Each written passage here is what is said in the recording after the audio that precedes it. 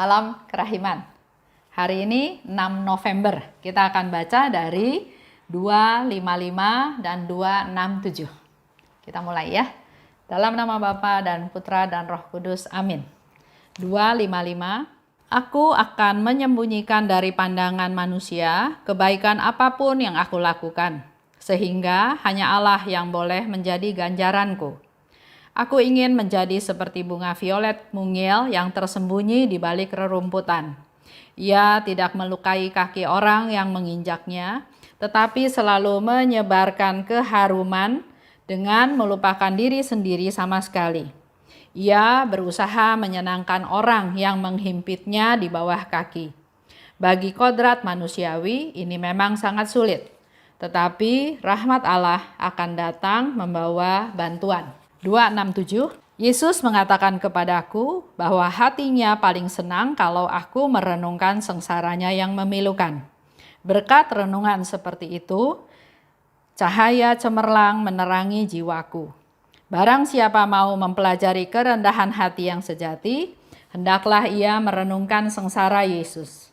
Ketika aku merenungkan sengsara Yesus, aku memperoleh pemahaman yang jelas mengenai banyak hal yang sebelumnya tidak dapat kupahami.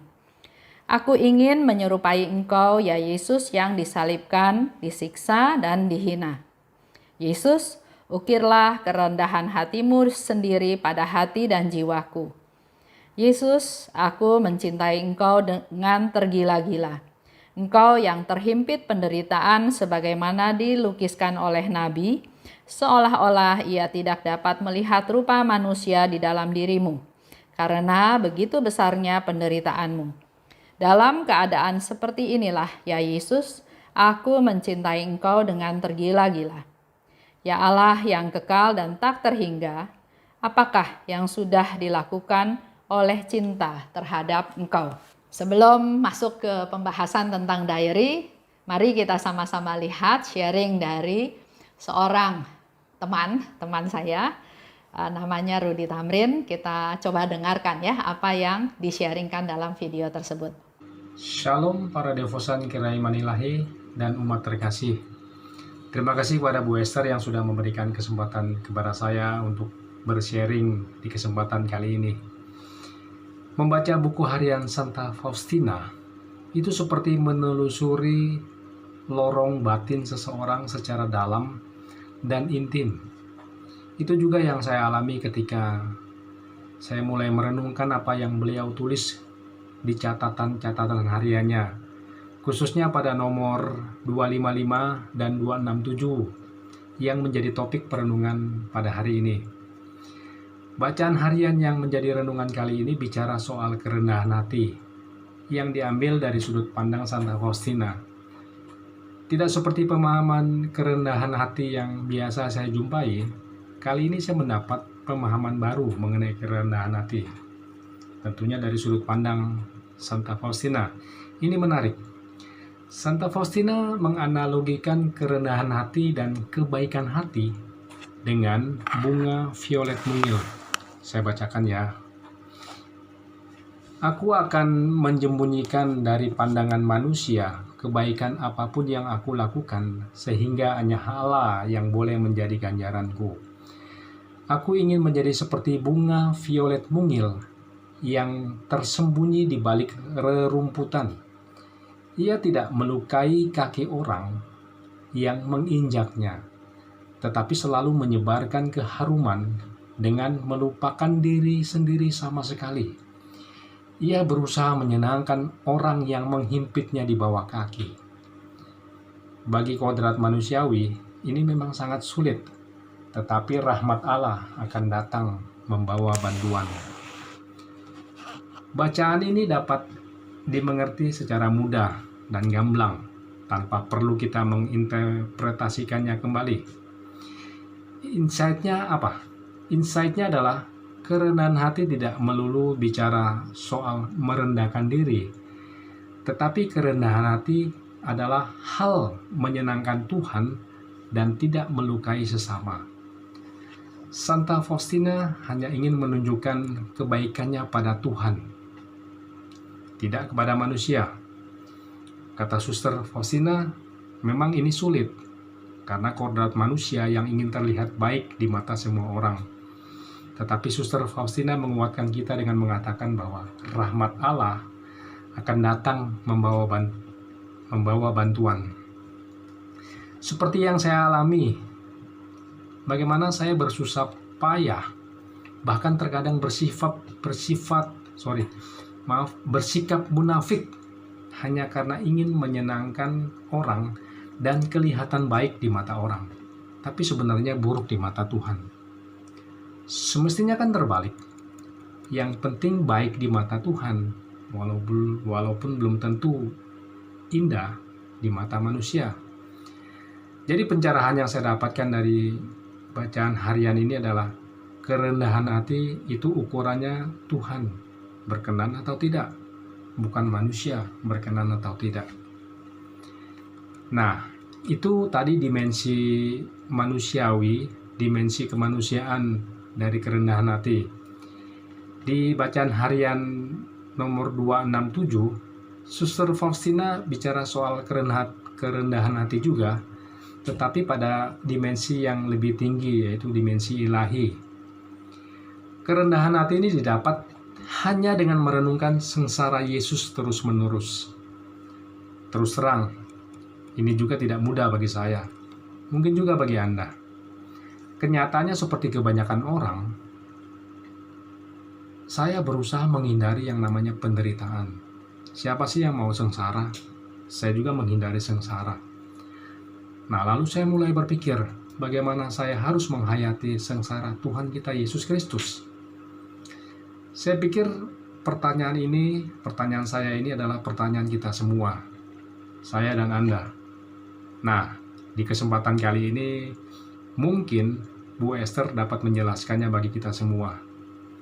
Bagaimana sih persisnya menghayati sengsara Tuhan kita, seperti yang dimaksud oleh Santa Faustina ini? Demikian sharing dan pertanyaan saya. Terima kasih. Salam. Ya, dikatakan oleh Rudy bahwa diary Suster Faustina itu adalah seperti, setelah dia baca ya, seperti menelusuri lorong batin seseorang secara dalam dan intim. Ya, dia baru baca 2 nomor aja ya, dia bisa menyimpulkan hal seperti itu. Di 255 dan 267 bicara tentang kerendahan hati ya. Dan menurut dia ini pemahaman baru tentang kerendahan hati yang dia terima dari sudut pandangnya Suster Faustina. Di situ dikatakan, aku akan menyembunyikan diri dari pandangan manusia. Kebaikan apapun yang kulakukan, hanya Allah yang boleh jadi ganjaranku. Jadi kembali lagi, salah satu sifat kerendahan hati adalah apa yang saya lakukan, orang lain nggak perlu tahu. Ya. Nah, pertanyaannya adalah bagaimana dengan kita? Kalau kita melakukan sesuatu, sama kita disembunyikan supaya orang nggak tahu, atau malah kita pengen orang lain tahu. Lebih tegas lagi dikasih tahu, kerendahan hatinya Suster Faustina itu dia ingin seperti bunga violet yang mungil. Bunga violet itu tumbuh di antara rerumputan, nggak bakal kelihatan ya. Baru bisa ketemu bunga violet tersebut dari harumnya. Kalau kita cium harumnya, kita tahu tuh di situ ada bunga violet, dan lewat rerumputan itu kita bisa lihat ada bunga violet di bagian dalam rumpun tersebut.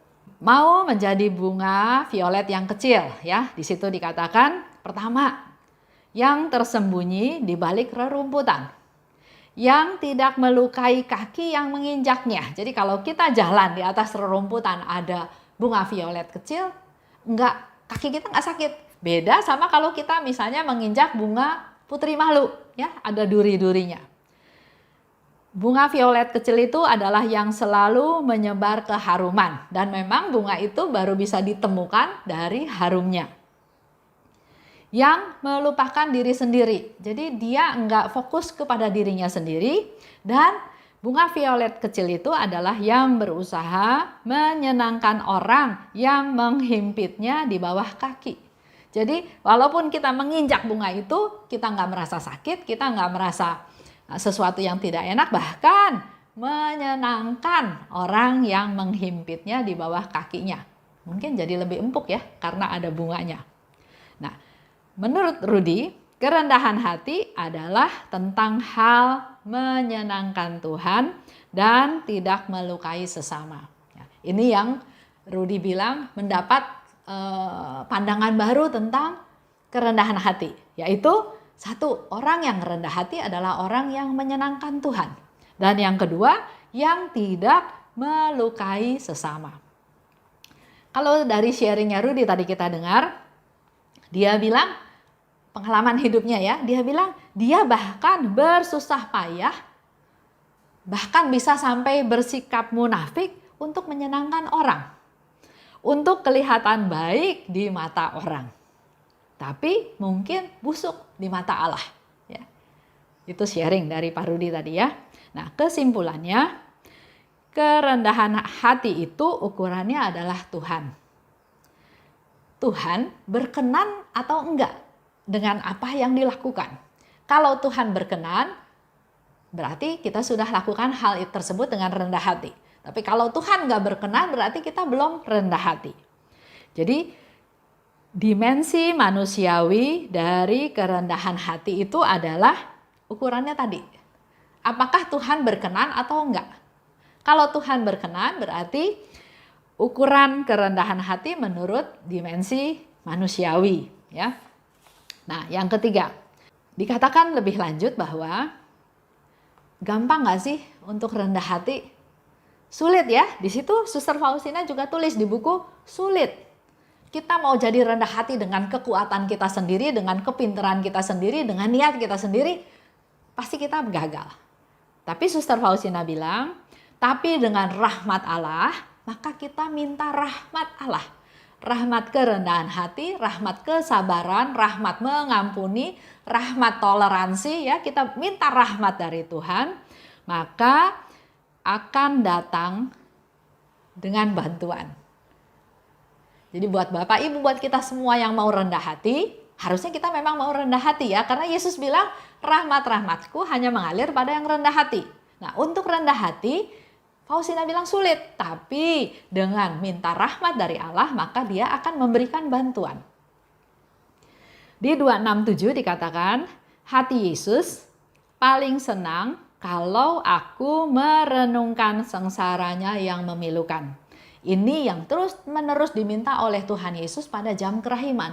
Renungkanlah sengsaraku. Jalan salib. Atau merenungkan salah satu sengsara Tuhan, silahkan ya. Karena dengan renungan seperti itu, cahaya cemerlang menyinari jiwaku. Dengan kita merenungkan sengsara Tuhan, maka secara perlahan ada cahaya cemerlang menyinari jiwaku. Tadi dari sharing Rudy lagi disebutkan kerendahan hati itu kalau dimensi yang dianggap dimensi yang lebih tinggi ya. Tadi kan bicara dimensi manusiawi. Nah, kalau dimensi ilahi, kerendahan hati itu hanya didapat dengan merenungkan sengsara Yesus terus-menerus. Jadi kembali lagi mengenai jam kerahiman, saya ikut beberapa acara jam kerahiman ya. Ada yang larinya ke doa koronka. Jangan doa koronka. Doa koronka itu doa kepada Allah Bapa. Dengan mempersembahkan Tuhan Yesus ya, betul. Tapi doa jam kerahiman itu adalah doa jam merenungkan sengsara Tuhan. Dan menurut sharingnya Rudy, ada dimensi manusiawi dan ada dimensi ilahi. Kalau kita mau rendah hati dalam dimensi ilahi, maka hanya dapat kerendahan hati dimensi ilahi itu hanya didapat dengan merenungkan sengsara Yesus terus-menerus. Mari kita belajar merenungkan sengsara Yesus terus-menerus. Dikatakan oleh Rudy, saya berusaha menghindari sengsara dan penderitaan. Ya betul ya, nggak ada orang mau menderita. Kalau ditanya 100 orang siapa mau menderita, semua juga nggak ada yang angkat tangan. Siapa yang mau sengsara juga nggak ada yang mau bersengsara. Tapi kalau memang itu Tuhan izinkan terjadi, apa reaksi kita, ya. Sehingga di sana dikatakan, Rudy ya bertanya, bagaimana saya harus menghayati sengsara Tuhan Yesus Kristus? Gimana persisnya untuk menghayati sengsara tersebut? Karena memang nggak ada orang yang mau sengsara, nggak ada orang yang mau menderita, betul ya? Saya pun kalau bisa nggak mau menderita, nggak mau sengsara. Dikatakan oleh Suster Faustina, aku memperoleh pemahaman tentang banyak hal yang sebelumnya tidak dapat kupahami. Jadi melalui merenungkan sengsara Yesus, pertama, Suster Faustina memperoleh pemahaman baru tentang banyak hal yang tadinya dia nggak tahu, sekarang dia jadi tahu, dia jadi paham. Ya. Yang kedua, aku ingin menyerupai Engkau, Tuhan, disalib, disiksa, dihina. Harapannya, keinginannya Suster Faustina ini pasti ada tujuannya. Nggak mungkin hanya ya udahlah Tuhan, saya siksa saya, hina saya, salibkan saya, enggak ya. Kenapa Suster Faustina mau alami hal ini? Kita lihat contoh dulu ya. Di dalam penyangkalan Petrus. Petrus itu nyangkal Yesus 3 kali sampai sebelum ayam berkokok, ya. Pasti sedih ya, pasti sedih. Pasti Yesus juga sedih karena kok murid yang aku kasihi, murid yang kemana-mana setiap hari, murid yang aku kasih kunci surga, murid yang spesial ya, kok menyangkal aku. Disangkal oleh muridnya ya, dikhianati. Murid yang tadi saya katakan ya, dikasih kunci surga. Murid yang dipilih oleh Tuhan Yesus sebagai penggantinya. Bahkan waktu mau basuh kakinya Petrus bilang jangan basuh kaki saya, nggak layak saya dibasuh. Yesus bilang harus ya. Kalau gitu Petrus bilang kalau gitu jangan cuma kaki, seluruh tubuh saya gitu ya. Nah itu bukti-bukti memperlihatkan betapa dekatnya Yesus dengan Petrus sebagai murid kesayangannya dia ya, tapi kok pada saat yang seperti itu kok malah Petrus menyangkal Yesus. Tapi dalam hal ini Yesus nggak marah, Yesus nggak menghukum, tapi tetap Yesus memandang Petrus dengan penuh kasih. Dia nggak marah, nggak kecewa, nggak tersinggung, nggak sedih, tapi pandangan mata Yesus kepada Petrus waktu Petrus menyangkal tetap pandangan yang penuh kasih. Seolah-olah pandangan itu mau bilang, aku mengasihimu. Walaupun engkau menyangkal aku tetap memaafkanmu. Coba kita renungkan dengan hidup kita. Kalau kita diperlakukan seperti itu oleh orang lain, oleh orang yang dekat dengan kita, oleh orang yang kita bela kita, oleh orang yang kita lindungi, kita jaga, kita sayang, terus kita dikhianati, disangkal, nggak diakui, apa rasanya? Tapi melalui renungan jalan salib, di situ kita mendapat satu pencerahan baru, satu masukan baru. Ayo belajar dari Tuhan Yesus. Jangan terbawa arus dengan sikap orang lain terhadap kita, tapi kita mengandalkan Tuhan. Terserah orang mau berbuat apa pada kita, tapi kita mari tetap ada di jalannya Tuhan, di jalur suci, hidup benar, hidup kudus di hadapan Tuhan dengan meneladan apa yang Yesus lakukan. Walaupun dia dikhianati, disangkal oleh Petrus, reaksinya bukan marah, bukan kecewa, bukan sedih, tapi dia tetap memberikan yang terbaik buat orang itu. Dengan pandangan yang penuh kasih, aku mengampunimu, aku nggak marah padamu, aku nggak benci padamu, aku mengasihimu. Itu salah satu hal yang kita bisa dapat dari merenungkan sengsara Yesus untuk bekal hidup kita di hari-hari yang akan datang. Karena bisa saja dalam hidup kita sehari-hari tetap bertemu dengan hal-hal yang mengecewakan kita. Contoh lagi satu, seorang ibu.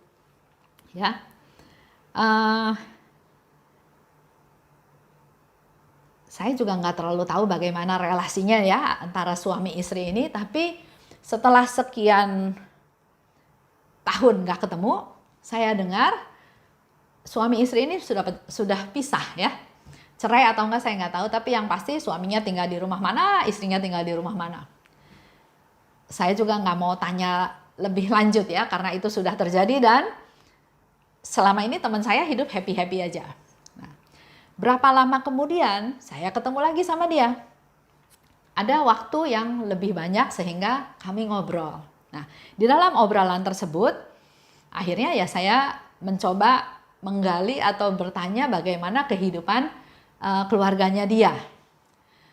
Ya, dia bercerita bahwa memang dia tadinya pisah sama suaminya karena suatu hal ya. Tapi setelah sekian tahun dia tahu suaminya kena stroke, lumpuh, dan nggak ada yang urus. Dia sebagai istri yang ditinggalin, dia bisa pikir, ya sudah masa bodoh. Tapi dia bilang, enggak Esther, biar bagaimanapun dia suami saya. Biar bagaimanapun dia ayahnya anak-anak saya. Jadi ya tetap saya lakukan sesuatu yang baik buat dia. Dia ambil lagi suaminya, dia jemput lagi, dia ajak lagi suaminya tinggal di rumahnya yang sama dia. Dia kasih satu kamar spesial buat suaminya, kasih satu perawat untuk menjaga, mengurus suaminya. Terjadilah berbulan-bulan bahkan lewat tahun ya. Di sana dia bisa memberikan satu pengajaran kepada anaknya bahwa biar bagaimanapun papa kamu tetap harus hormati dia karena inilah ayahmu. Dan pada saat orang butuh bantuan, jangan ingat-ingat kesalahan dia. Jangan ingat-ingat perbuatan dia yang menyusahkan kita, tapi pikirkan apa yang bisa kita berikan kepadanya. Melalui peristiwa itu, hormatnya anak-anak yang tadinya benci, marah menjadi hormat kembali, menghargai lagi. Dan terlebih lagi, di situ anak-anaknya bisa melihat Yesus yang hidup di hidup mamahnya. Sampai akhirnya suaminya meninggal, ya sudah, dia juga istilahnya PR-nya dia selesai. Dia bisa memberikan apa yang dia bisa berikan untuk membuat kebahagiaan kepada suaminya sampai akhirnya suaminya meninggal. Nah, saya yakin dia pun bisa melakukan hal tersebut karena merenungkan sengsara Yesus. Dia termasuk devosan yang sangat berdevosi kepada Yesus yang tersalib ya. Jadi pasti dia merenungkan apa yang Yesus lakukan dengan segala macam penderitaan yang dia alami. Apakah membalas atau satu tindakan lain yang betul-betul bukti adalah dia pengikut Tuhan. Dia mengasihi Tuhan, dia meneladani Yesus dengan tidak membalas tapi memberikan kasihnya, memberikan apa yang dia bisa berikan untuk pasti suaminya senang. Dan yang terlebih lagi adalah untuk menyenangkan Tuhan. Seperti yang tadi dikatakan oleh Rudy ya, dimensi manusiawi, apakah hal ini berkenan kepada Tuhan?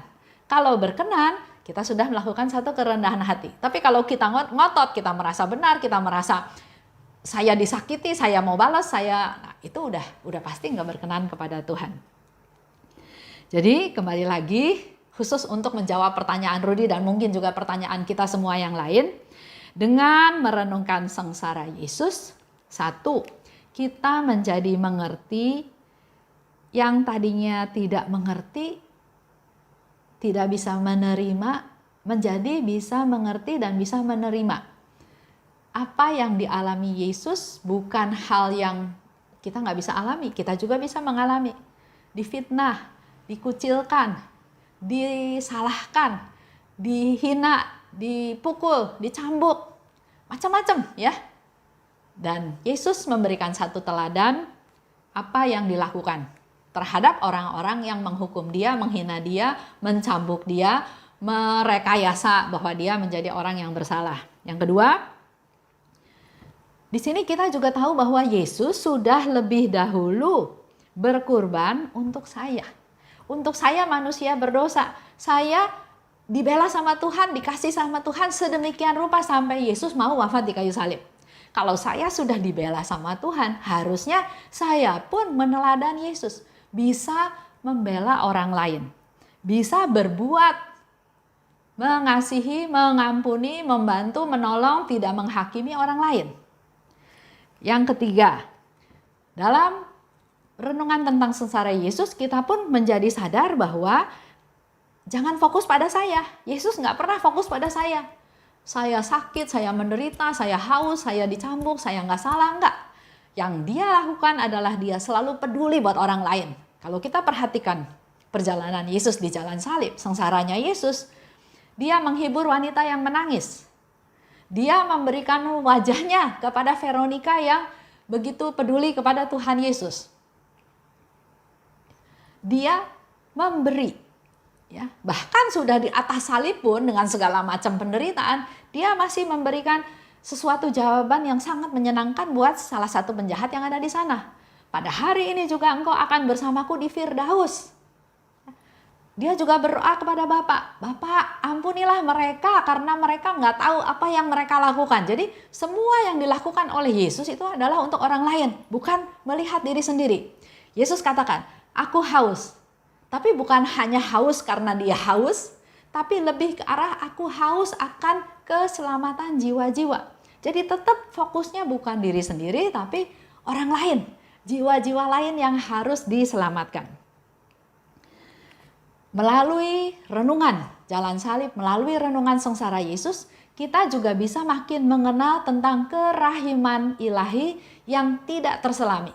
Karena di dalam diary juga Yesus bolak-balik ngomong bahwa kerahimanku tidak terselami, kerahimanku tidak ada batasnya, kerahimanku seperti samudra yang luas, yang meluap.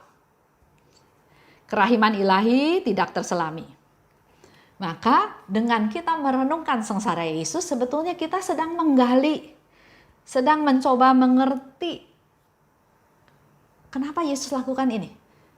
Apa tujuan Yesus bersengsara? Dan kalau dia mengalami penderitaan, apa yang Yesus contohkan? Apa yang Yesus lakukan? Itu menjadi sesuatu pencerahan, sesuatu rahmat-rahmat yang baru yang kita terima. Karena memang dengan merenungkan sengsara Yesus di dalam jam kerahiman, kita bisa menerima rahmat-rahmat yang tidak bisa kita rasakan pada waktu yang lain. Jadi jam kerahiman adalah jam suci, jam spesial yang Tuhan Yesus berikan kepada kita untuk kita memperoleh rahmat-rahmat yang istimewa tersebut. Berikut lagi, kalau kita sudah bisa merenungkan sengsara Yesus, kita bisa tahu menghayati kejadian demi kejadian, maka kita akan menjadi orang yang lebih berdaya tahan. Karena ada tujuan yang lebih besar yang mau dicapai. Yesus memanggul salib bukan hanya sekedar mau pamer bahwa dia manggul salib sampai ke Golgota, enggak. Punya tujuan lain yang lebih besar di sana. Yang dia lakukan adalah untuk melaksanakan rencana Tuhan. Untuk membuktikan bahwa dia taat pada Tuhan. Untuk membuktikan pada kita bahwa dia mengasihi kita manusia walaupun kita masih berdosa. Untuk juga membuktikan betapa besar cintanya Tuhan pada kita. Bahkan harus wafat, harus mati, harus dianiaya pun Tuhan Yesus terima asal kita semua diselamatkan. Jadi ada tujuan yang lebih besar. Begitu pula dalam hidup kita sehari-hari. Kita mungkin mengalami sengsara, kita mengalami susah, kita mengalami jatuh bangun. Bukan hanya, waduh Tuhan saya jatuh titik. Enggak, tapi kita coba melihat ke depan. Ya. Bahkan kalau Bapak Ibu masih ingat, penderitaan yang kita alami itu sebetulnya adalah juga sebagai titik awal dari kebahagiaan yang nanti kita alami. Yang keenam, kalau kita bisa merenungkan sengsara Yesus, kita juga bisa ikut menderita seperti yang Yesus alami, kita akan menjadi seperti Yesus. Itu tadi ada 6 poin ya. Kenapa kita diminta oleh Tuhan untuk merenungkan sengsaranya Tuhan. Semoga jawaban ini memuaskan Rudy khususnya dan juga kita semua. Kita tutup ya dengan doa. Dalam nama Bapa dan Putra dan Roh Kudus, amin. Allah Bapa yang Maha Baik, terima kasih karena pada siang hari ini kami boleh membahas begitu banyak hal baru yang kami terima, yang kami boleh mendapat pencerahan dari sharing Rudy maupun dari diary yang kami baca bersama-sama. Kami semakin tahu Tuhan, kenapa Engkau menghendaki kami untuk merenungkan sengsara-Mu. Biarlah dengan demikian kami boleh semakin menjadi rendah hati seperti yang Engkau kehendaki. Apa yang kami lakukan berkenan kepadamu, dan mampukan kami Tuhan untuk bisa menghayati sengsara-Mu agar kami bisa sungguh-sungguh menjadi rendah hati seperti yang Engkau kehendaki. Berkati Rudy, istrinya, dan juga kedua anaknya, dan juga keluarga besarnya, dalam kasih-Mu Tuhan, dalam pemeliharaan-Mu, baik dalam kehidupan mereka sehari-hari maupun masa depan mereka, masa depan anak-anak mereka. Limpahkan rahmat-Mu Tuhan, Engkau tahu apa yang menjadi kebutuhan mereka, kiranya rahmat-Mu mengalir dan memenuhi apa yang menjadi harapan mereka. Kami berdoa juga untuk kami semua Tuhan, khususnya orang-orang yang punya keinginan untuk menjadi rendah hati, sehingga mereka semua dimampukan oleh-Mu Tuhan untuk Engkau bimbing step by step melalui kehidupan mereka sehari-hari menjadi orang-orang yang berkenan kepadamu dan rendah hati. Santa Faustina, doakanlah kami. Amin. Dalam nama Bapa dan Putra dan Roh Kudus. Amin. Salam kerahiman.